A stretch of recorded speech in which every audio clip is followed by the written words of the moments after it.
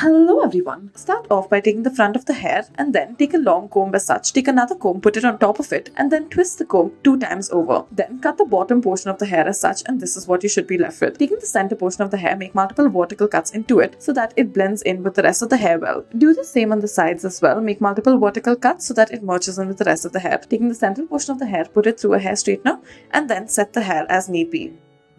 Next, take the front of the hair and then take a small portion right from the front. Pull a comb through it, twist it slightly and then cut it exactly at the eye level. Take another small section towards one of the sides and then cut this at the lip level. Do the same on the other side as well. Now with the sections that are left out, cut it at around the base of the neck. Now make diagonal cuts to make each section merge with the other. Make sure that it blends in well. Do the same on the other side as well. Make the middle portion blend with the center and the last portion blend with the middle as such. Now once you are done, run a comb through it and then make vertical cuts starting from the center and then on either side. This will make it look all the more better blended in as such. Use a hair straightener to fluff it out slightly to make it set the face.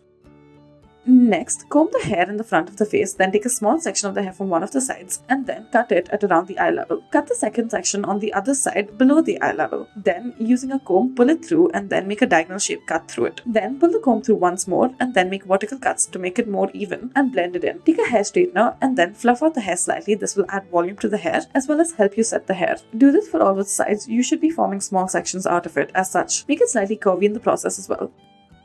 Take 2 small sections right from the front and then cut it at around the level of the nose. Take the rest of the hair in the sides and then cut it at the level of the chin. Now begin to make diagonal cuts in it so that it merges in with the small central cut that you have created. Make vertical cuts once you're done with it to make it blend all the more better. Shape it and then turn it to the sides. Thank you for watching.